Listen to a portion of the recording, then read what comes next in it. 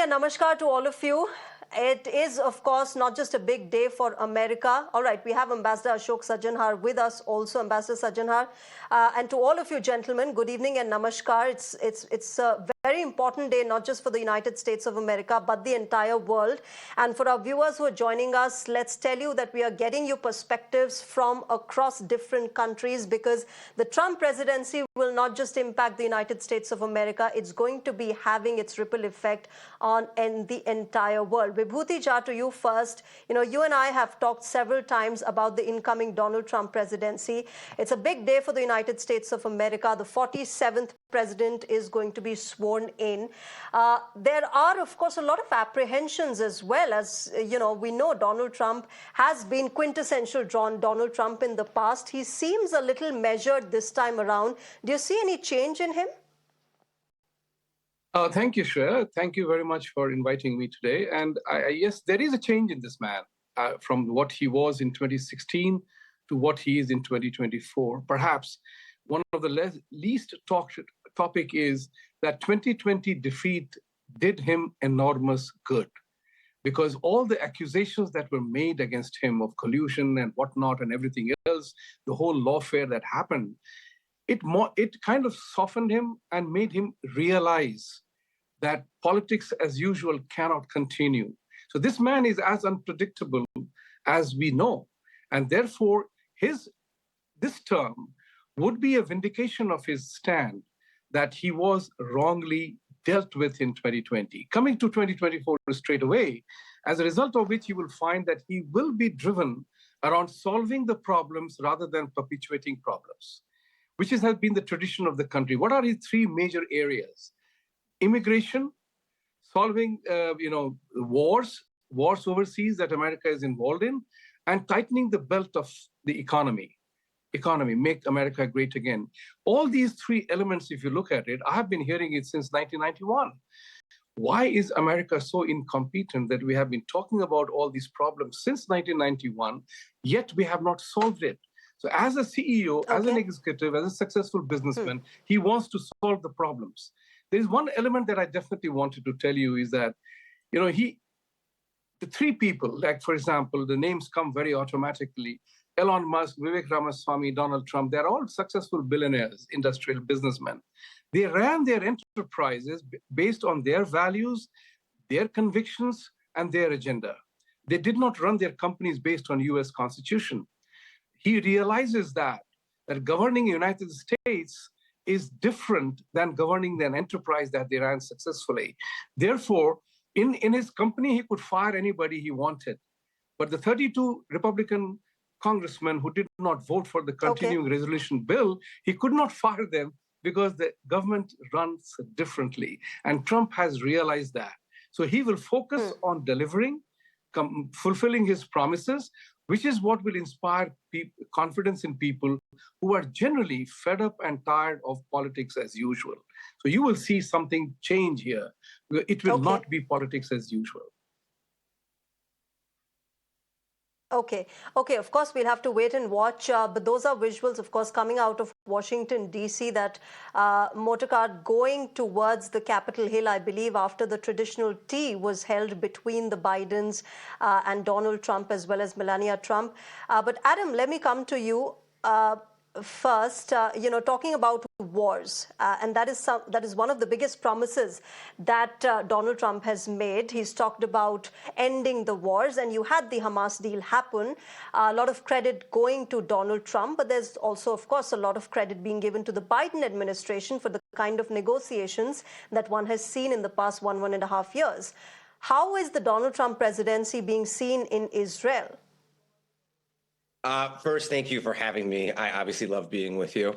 The Donald Trump presidency is being seen in Israel as something that is considered to be one of the most positive political developments over the last 4 years.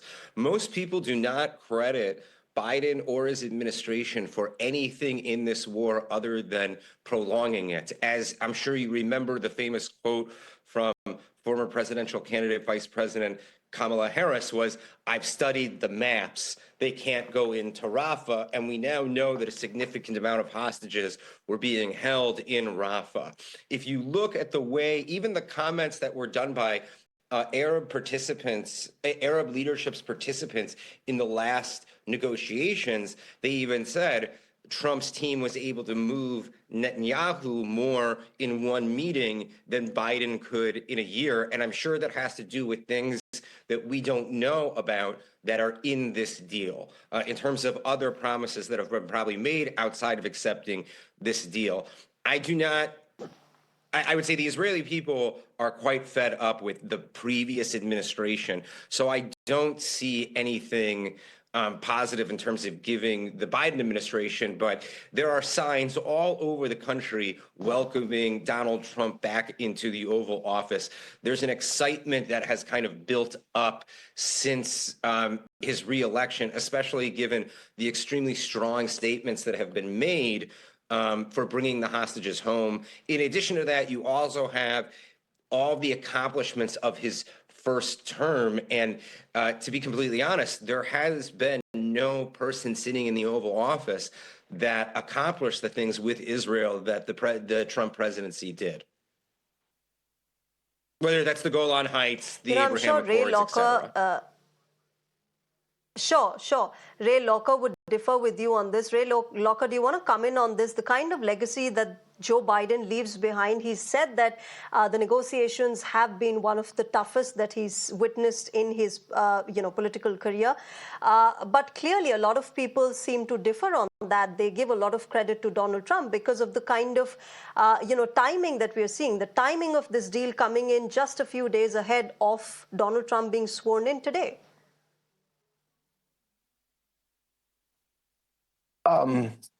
Excuse me, I've got some garble here. In general, I think, Joe Biden did what he could to get these two sides together. But the reality is both sides, Hamas and Israel, knew that things were going to change starting today with Donald Trump.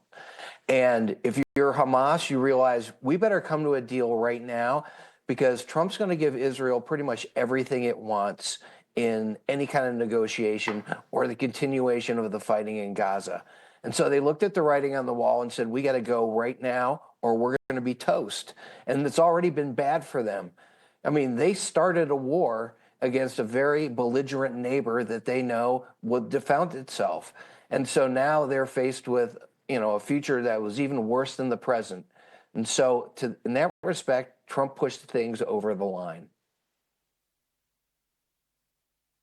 Okay. Talking about Joe Biden, Ray Locker, just a few hours back, we had the very rare presidential pardon being given to Dr. Fauci and General Milley. And many would say that, it's sort of ruining the kind of legacy that Biden would want to leave behind because these are rare presidential pardons and you're giving them one by one. And therefore, you should just wait for the next Trump presidency to come in and see what happens. Why are you going ahead and giving preemptive pardons? I think it's a terrible precedent. I think it's a precedent that Biden felt that he was forced into based on the rhetoric from Trump and some of his supporters that they were going to prosecute Fauci and Liz Cheney and other people for treason, et cetera. At one time, Trump said that General Mark Milley, the former chairman of the Joint Chiefs of Staff, should be executed. And so when you're faced with that, it seems like, a preemptive pardon would be something that would be justified. But that said, it's a terrible precedent, and it's, I think, kind of a continued deterioration of standards and norms that we've seen in the last, 8 years in the United States, and it's a sad day. Okay. Before I get in my guests from Germany as well as Canada, let me go across to Ambassador Ashok Sajanhar and talk about the India-US relationship, something we've talked about so much in the past, something we talked about when Trump had won the election and quite historically at that. How do you see this really moving forward? There are concerns here in India of tariff, of H-1B visas, and therefore, how do you see 21st January onwards the India-US relationship? Yeah, thank you very much, Shreya, for having me. Yes, you are right. I think there are concerns, there is anxiety, there's trepidation all over the world. But I think India finds itself, Shreya, in a much better position, in a sweeter spot for a variety of reasons. I think number one, it is that as far as India and the United States are concerned, it is not only a matter of values, both countries being democracies, but equally, if not more importantly, so that there is a congruence of interest between the two countries. And I don't refer only to China. China, of course, is a case which both the countries see in a similar way. But also, there are several inherent strengths in the bilateral partnership, whether it is defense, whether it is trade, etc. So I think there are positives there. There are, of course, in terms of the very close rapport, personal chemistry between the two leaders, Prime Minister Modi and President Trump, the sort of Yes. conversations that they have had after the elections, what their relations were in the first term of President Donald Trump, in terms of the comments that President Trump has made about Prime Minister Modi, that they are good friends and what a fantastic person he is, etc., etc. So there is a good personal rapport between the two countries, between the two leaders. There is a congruence of interest between the two sides. Of course, in any relationship of this nature, because what the outgoing administration, President Biden and his senior officials, they have said that there is, India is the most important relationship for the United States in the 21st century. And we have seen over the last 24, 25 Sure. years, Shreya, that there is a bipartisan consensus in the United States for having stronger relations with India, irrespective of who has been in the White House, whether a Democrat or a Republican, our Yeah. relations have grown. And similar is the case in India, irrespective of who has been the Prime Minister, whichever political party has occupied the top job, the top position. We have seen that relations have improved. There will be some hiccups, there will be some wrinkles in the bilateral relations. But I think both countries and the leadership of both countries have the wisdom and the sagacity and the sobriety to deal with those issues. You mentioned about trade, tariffs, you mentioned about H-1B visas, and I think there are ways to deal Yeah. with them. I could give you one example. Last Ambassador time also Sajjanhar, there was this apologies for whole. interrupting you. Let me just tell our viewers, these are live visuals, ladies and gentlemen. You can see Sundar Pichai speaking with Elon Musk, the guests, tech executive leaders from across the world at the Capitol Rotunda. Remember, this is inside the Capitol Hill, the entire ceremony taking place indoors. Donald Trump and Joe Biden have also reached. They are walking into the Capitol Rotunda. Remember, 600 to 700 people is what is expected inside there. And there you can see the India link as well. Usha Vance, Indian origin, along with the Vice President-to-be of the United States, her husband, J.D. Vance, walking in. He will be taking the oath first, and then it's going to be Donald Trump who's going to be taking the oath as the 47th United States of America president. But of course, this remains, as I said in the beginning of this broadcast, this remains a day of deja vus. This is happening 40 years later, that an oath-taking ceremony of an American president is taking place inside the Capitol Hill at the Capitol Rotunda. It has its own history. It has its own architectural marvels inside. But of course, because this was moved indoors, you have a very, very limited guest list inside sitting there. And a larger group, a larger number of Donald Trump supporters are at the Capital One Arena, lining up the arena, by the way, since morning, early morning, United States time, just to catch a glimpse and make sure that they're able to listen to Donald Trump after he makes that speech as the United States of America present. Those visuals from inside the Capitol Rotunda. Remember, there's lots lined up inside as well, because there are performances that will take place. There you can see the leaders are now entering the rotunda, being welcomed. Remember, this still stays a spectacular visual for television viewers, but of course, nothing beats the kind of visuals that would have come in if this was happening outside in the sprawling Capitol Hill stairs. All right, let me go back to my guests. Of course, Ambassador Sajjanhar, you spoke about the India link and how India-US ties are only expected to get better despite the kind of concerns that we're having. Let me also get in Jan St. Pierre, who's joining us from Berlin, I believe. Jan, the Europe has had its own concerns because it's not Donald Trump, but it's his staunch supporter, Elon Musk, who's been voicing a lot of opinions about Europe and its leaders. How is Europe, particularly Germany, seeing this Trump presidency? What are the concerns? What do you think could be something that America and Europe could actually work upon and further strengthen? Well, good evening, and thank you for having me. The main issue right now in Germany is that in about a month, the next elections will take place. This means very likely a new chancellor, a new coalition, and a coalition that will have seemingly very different interests again, whether it's the CDU, the Christian Democrats partnering with longtime partners of the Social Democrats, or with the Green Party, or quite possibly the far right. That complicates a lot of things. We've seen over the weekend that both simultaneously the leading candidate for the chancellery, Friedrich Merz, sent a letter to Donald Trump saying he looks forward to working with him. He looks forward to strengthening transatlantic ties, that they're very important for him.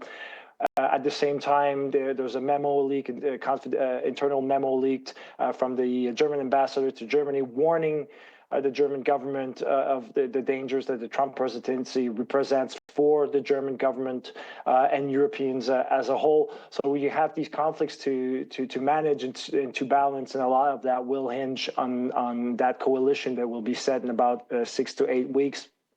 Following that, obviously the issue with Elon Musk, there's a lot of, not much concern, but certainly amusement as to Elon Musk's attempts at playing a factor in German politics. He's trying to do the same in the UK, so that's met more with a shrug.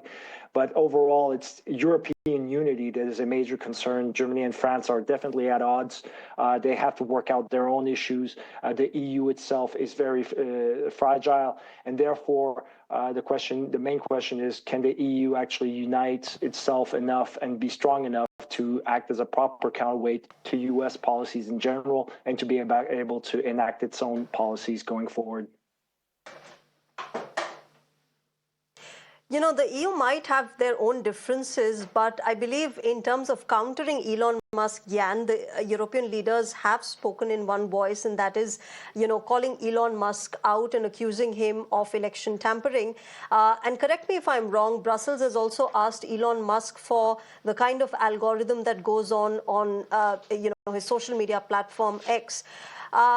But, despite all of these concerns being there, is there something that Europe sees can be seen as, a positive coming out of the ties, or something that can be worked upon and therefore reach to a logical conclusion where both sides can be satisfied?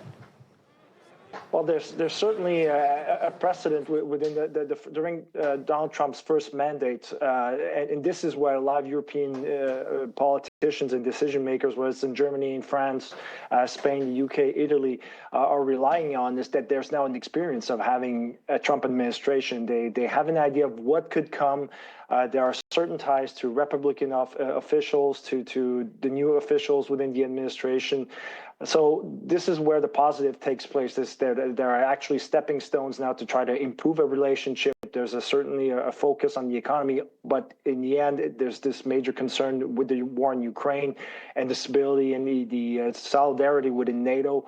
This remains a big question mark. So yes, there's certain positive aspects to try to improve the relationship with Donald Trump. They can't avoid him. They have to deal with him. This is accepted now. There are plans and policies for that, but at the same time, he does remain unpredictable, and therefore there's a bit of a wait and see, whether it's with the war in Ukraine or on some other issues, to see, okay, how much influence will he have, but also the staff in his administration will have as well. Okay.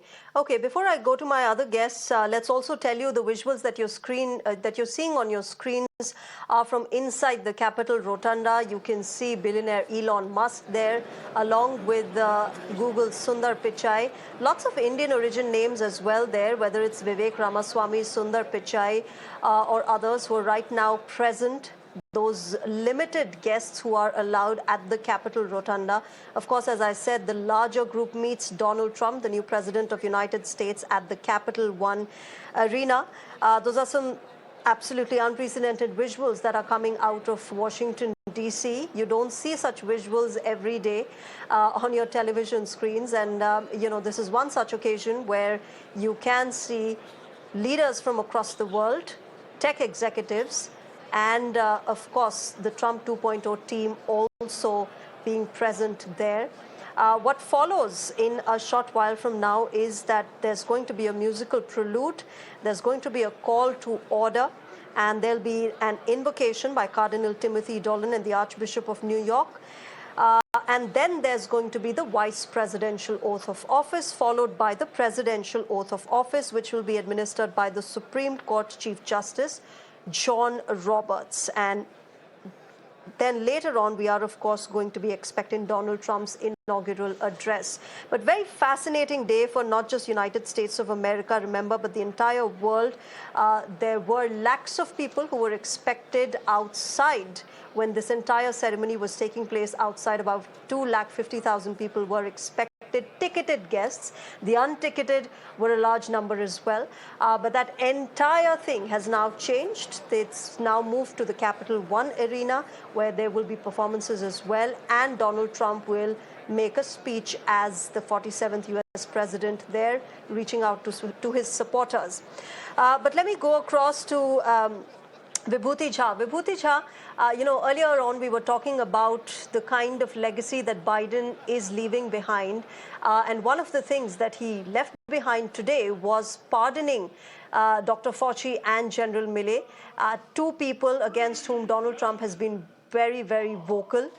All right, but before that, let me just quickly tell our viewers, the Clintons have arrived. Bill Clinton and Hillary Clinton there, the former president of the United States of America. Remember, this is a day when all living presidents of the United States, former presidents, will be there. Of course, this time around, like last time, Jimmy Carter will not be there. He's no more.